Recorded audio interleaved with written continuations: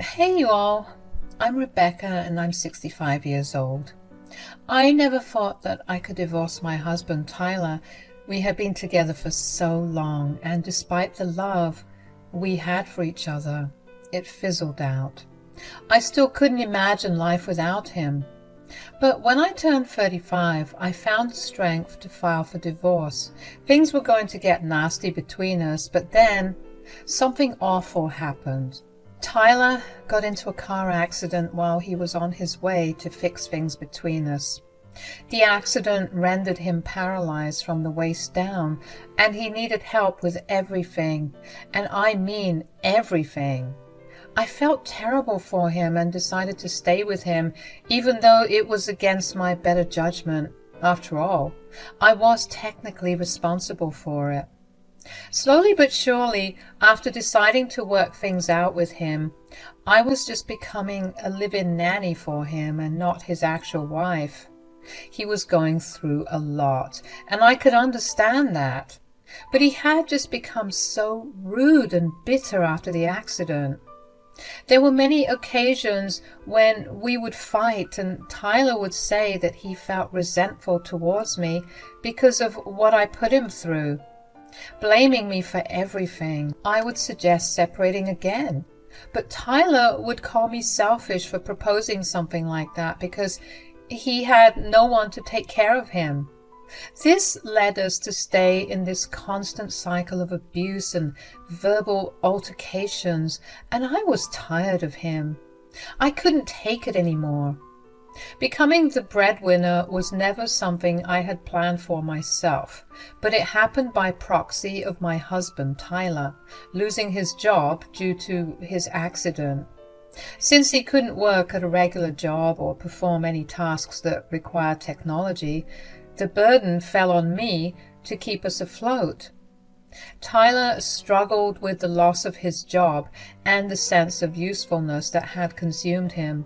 He would often fall into depressive episodes, refusing to eat or take care of himself. His misery was palpable and it was painful to watch. One day, I had a bright idea to involve him in my work. I asked him if he would be interested in helping me draft proposals, read articles, and work on assignments.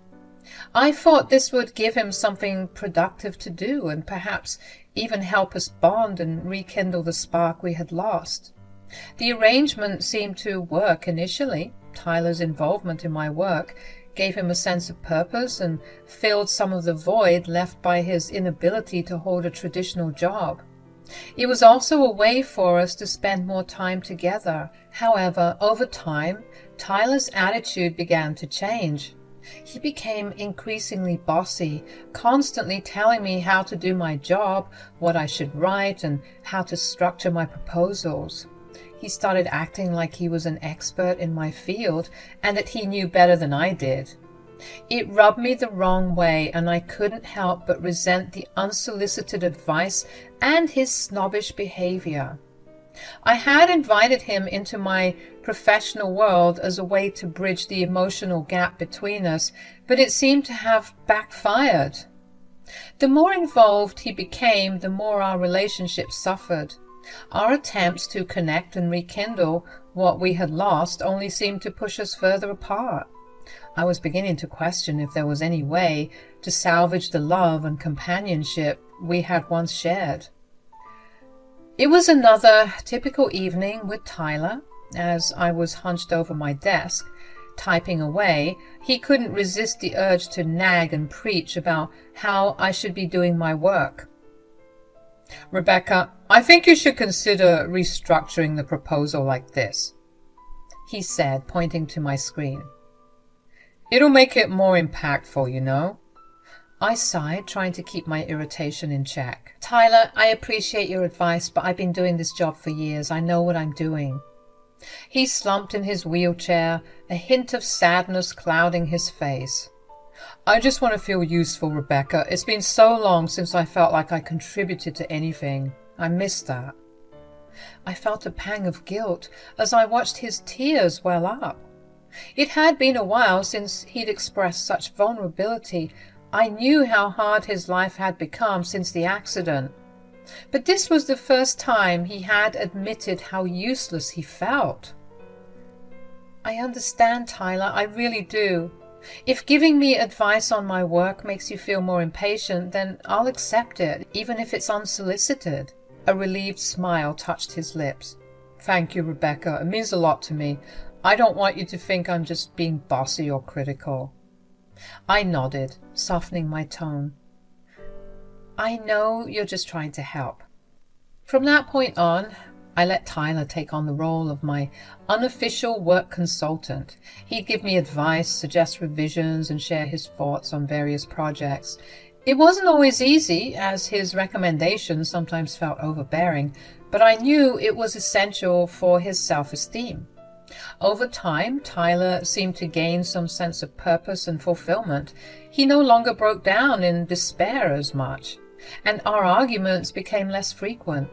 We had both made sacrifices for our relationship, and if this was what it took to help him find a sense of worth, then I was willing to endure his nagging and unsolicited advice.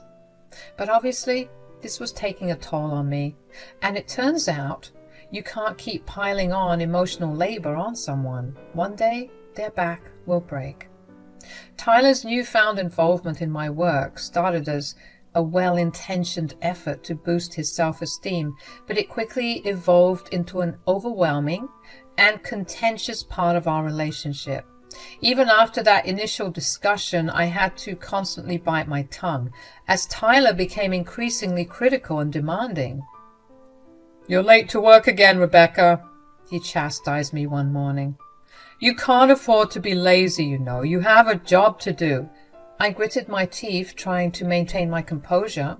His comments always stung, and I felt like he was doing it on purpose, but I had grown accustomed to these outbursts. I couldn't remember the last time I'd had a peaceful morning without his relentless reminders. The fights between us had become more frequent. I tried to avoid confrontation, but Tyler was volatile, and it was impossible to predict what might set him off. Walking on eggshells had become a daily routine, and it was exhausting. Sometimes I found myself reporting to lies just to escape the relentless pressure. I'd tell Tyler I had to go on a work trip, when in reality, I just needed a break from his constant presence and unsolicited advice. It was my way of seeking respite and reminding myself of the life I used to have, free from this oppressive dynamic. Whenever I mustered the courage to ask Tyler to reduce his involvement in my work life, it would inevitably lead to another breakdown. He'd call himself useless and utter self-deprecating comments that were painful to hear. At first, I would worry, rushing to console him, but over time, I became desensitized to his words as he repeated them like a broken record. I had shouldered most of the emotional labor in our relationship, and it was becoming a heavy burden to bear. As I watched happy couples on the street reminiscing about my younger, carefree days, I couldn't help but feel a growing resentment towards my husband. It wasn't his paralysis that fueled my resentment. It was the emotional turmoil and constant scrutiny that had taken over our lives. The love we once shared had dissipated, replaced by a sense of frustration. I was suffocating in my own life, trapped in a never-ending cycle of emotional turmoil. The woman I once was had vanished, replaced by the weary caretaker of an ailing and bitter husband. It was a life I could have never anticipated or desired. As I reached my 60s, I'd stopped complaining altogether. There was a sense of resignation that had settled within me. When Tyler would argue or berate me, I would nod or admit he was right, hoping to avoid confrontations and maintain a semblance of peace. Tyler, however, latched onto my compliance, using it as a tool to assert his dominance further. He'd become even more demanding, insisting that I work harder and make more money. I was no longer a spring chicken, and there were days when I would fall ill, hoping for some understanding and compassion, but Tyler showed neither. He expected me to cater to him while simultaneously generating income. Hopelessness engulfed me and I spiraled into a deep depression. There were days when I didn't have the strength to get out of bed, unable to bear the weight of my life. During one of these spells, I holed up in my room for 2 days, despite Tyler banging on the door. In a moment of panic, convinced I had passed away, Tyler called 911. The police forcibly entered the room and found me alive, but looking as if I was slowly wasting away due to my overwhelming misery. Admitted to a psychiatric ward, I spent days receiving counseling and therapy, which offered a brief respite from the relentless pressure at home. I wished that those days could have stretched on forever, away from Tyler's constant bitterness and complaints.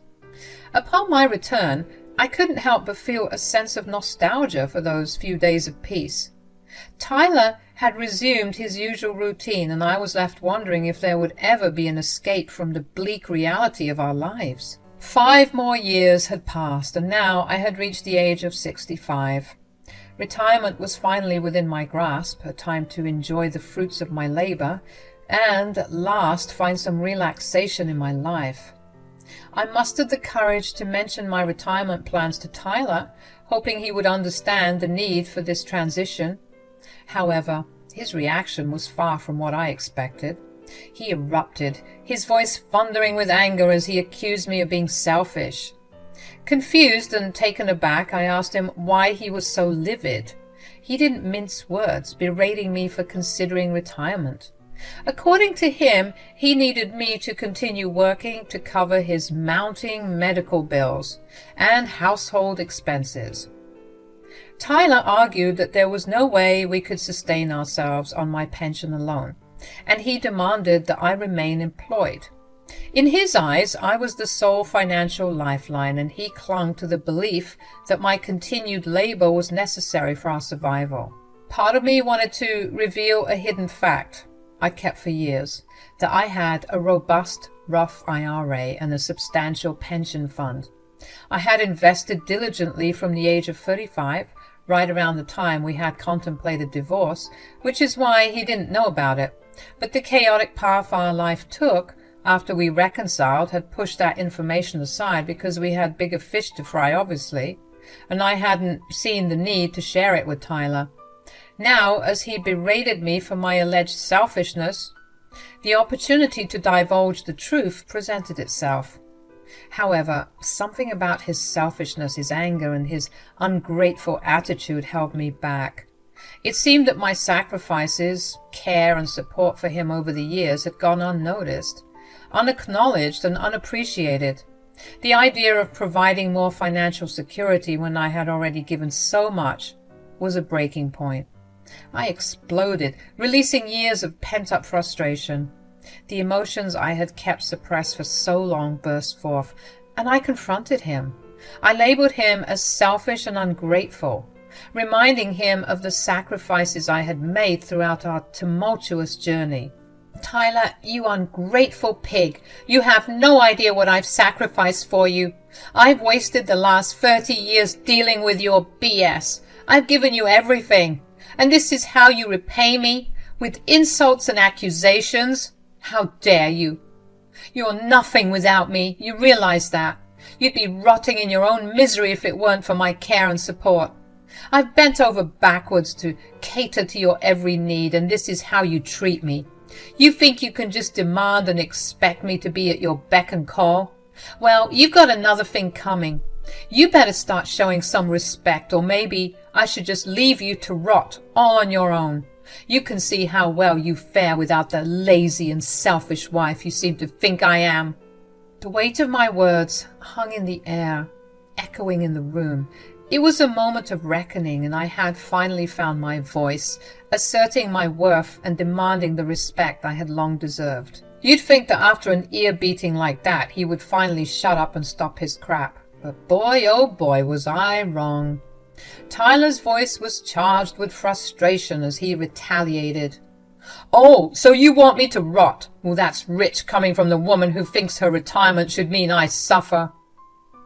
He couldn't contain the hurt and anger anymore, letting his words flow freely. You've done nothing but hold me back and make me feel miserable. I wish I had a wife who hadn't let herself go, who had enough money to take us on vacations and make our lives better. Everything is your fault. I wouldn't be in this damn wheelchair if you hadn't tried to end things with me so prematurely, trying to throw away our marriage like it was nothing. But now I'm suspecting that you might have been right. I couldn't believe the audacity of Tyler. After our heated argument, he had the nerve to wake me up in the morning by splashing water on my face. I was furious, my emotions still raw from the fight the night before. I yelled at him, demanding to know what he thought he was doing. Tyler, with a smug expression, told me that I needed to get up and head to work. He insisted that I had to inform my company that I wasn't retiring yet, and that I would work for a few more years. I was baffled and disheartened because I had already put in my notice, and he knew that. His next words left me in shock. He threatened to kick me out of our home if I didn't comply. I never imagined that he would resort to such an extreme measure just because I wanted to retire and enjoy the later years of my life. Instead of arguing with him or begging for his forgiveness, I decided to take him seriously. I began to calmly pack up my belongings, believing that it was time to finally put an end to our tumultuous relationship. Tyler had pushed me beyond my limits, and I couldn't take it anymore. As I methodically packed my things, Tyler started to realize the severity of the situation. He desperately pleaded with me, apologizing, telling me how much he needed me, but it was too late. I had given him years of my life, and he had drained me emotionally and mentally.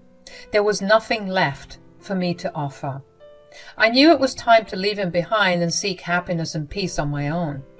Tyler had chosen his path, and I was choosing mine. As I packed my things, my heart ached, and I felt a growing sense of sadness for the life we had once shared. Tyler, who had previously seemed so determined to push me away, was now crumbling before my eyes. "Rebecca, please listen to me. I'm so sorry for everything I said. I didn't mean it. I just wanted to get a reaction out of you. But I don't want you to leave. I need you in my life. I've been so foolish and selfish. I didn't realize how much you mean to me." Tears welled up in his eyes, and he reached out to hold my arm, as if afraid that I would disappear forever. His voice had lost its edge, replaced by genuine remorse and vulnerability. "I didn't want to kick you out. I was just angry and hurt. I didn't want you to retire because I just feel like everything is going out of control, and for a long time, this has been the only thing I could control. I've been taking out my frustration on you, and it's not fair. Please, Rebecca, don't go. We can work this out. I promise I'll change. I'll be better. Just don't leave me." I could see the sincerity in his eyes, and it tugged at my heartstrings, but I had reached my breaking point after years of being the one who held our relationship together. I knew it was time for me to put myself first, even if it meant leaving Tyler behind. After a month of solitude in that charming little apartment, I finally decided it was time to reveal the truth to Tyler. I had been ignoring his calls. My silence was a testament to how tired I was of his constant nagging and guilt-tripping. Every call he made sounded desperate, but I remained resolute. For years, I'd played the role of an obedient wife and caregiver, sacrificing my happiness. No more. It was time for him to understand the consequences of his actions, and my choice to put myself first. The moment his call came through again, I took a deep breath and answered. Tyler's voice was a mix of despair and frustration as he said, "Rebecca, please, can we talk? I miss you. I can't do this without you." It was time to clear the air, to reveal the secret that I'd kept from him all these years. I took a deep breath and continued. "Tyler, listen to me. I've kept something from you, and it's time for you to know. Me retiring wasn't going to leave us struggling. I have a substantial Roth IRA, and we would have been just fine. I kept it from you because I was tired of being mistreated and treated like a doormat. I was going to tell you the day you lashed out on me, but I decided not to because I was sick of your crap." The line went silent, save for Tyler's muffled sobs on the other end. His apologies were tinged with genuine remorse, and he admitted, "If I had known about the Roth IRA, I would never have spoken to you like that. I'm so sorry, Rebecca." But that was precisely the issue I couldn't ignore. I replied firmly, "That's the problem, Tyler. You had no right to treat me that way, whether or not you knew about it. I'm not coming back. I want to live the rest of my days without the constant worry and feeling like I'm being taken for granted." Tyler pleaded, begged, and tried to convince me to return. He even promised he'd change, but I knew that change was rarely that simple. For the first time in years, I felt the weight of my own decisions, and I embraced a newfound sense of freedom. Staying alone in the cozy apartment had given me a taste of a life I'd almost forgotten. The life I had sacrificed for a husband who had grown entitled and bitter over the years. It was a life where I could set my own course, answer to no one, and prioritize my happiness. As the days passed, my resolve to stand my ground remained unshaken. I wasn't going to let guilt or fear force me back into a situation I had endured for far too long. The realization that I deserved happiness and peace was my guiding light, and it would lead me to a life that didn't revolve around someone else's needs. Over the next few months, I began to rebuild my life. It was challenging, but the freedom I gained was worth every ounce of effort. I rekindled old friendships and discovered new hobbies. It was as though life had handed me a fresh start, and I was determined to make the most of it. Meanwhile, Tyler faced the consequences of his actions. The tables had turned, and the roles had reversed. He struggled with daily life, grappling with the difficulties of caring for himself in his condition. In the absence of the partner he had mistreated for so long, he was forced to confront the harsh reality of life without my support. But I couldn't help him anymore. My priority was me, and the years I had spent putting his needs ahead of my own were over. I felt no bitterness, only the sweet taste of independence. In my new life, I found the happiness and peace I had been yearning for. The burden that had weighed me down for so long had been lifted, and I reveled in the freedom to live life on my own terms. As time passed, I came to realize that it wasn't too late to start anew, to rediscover the passions and dreams I had once set aside.